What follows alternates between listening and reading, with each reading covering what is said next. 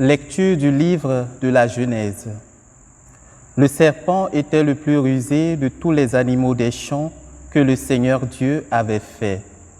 Il dit à la femme, « Alors, Dieu vous a vraiment dit, vous ne mangerez d'aucun arbre du jardin ?»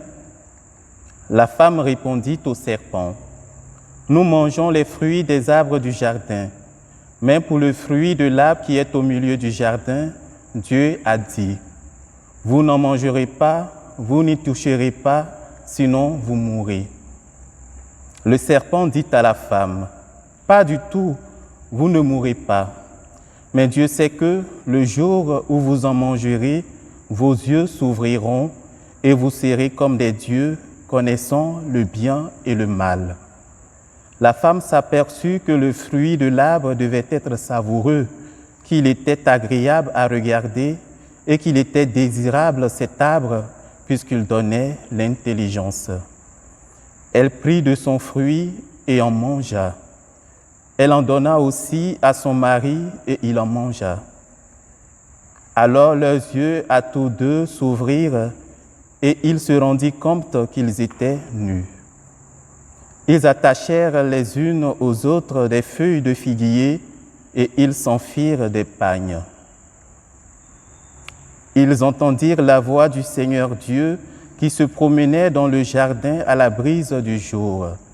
L'homme et sa femme allèrent se cacher au regard du Seigneur Dieu parmi les arbres du jardin.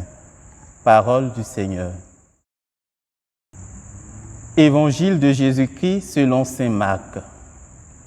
En ce temps-là, Jésus quitta le territoire de Tyr.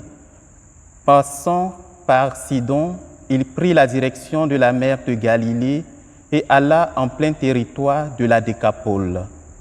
Des gens lui amènent un sourd qui avait aussi de la difficulté à parler et supplie Jésus de poser la main sur lui.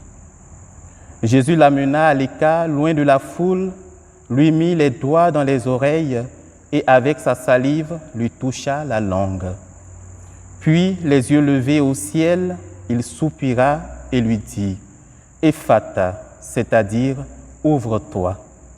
Ses oreilles s'ouvrirent, sa langue se délia et il parlait correctement.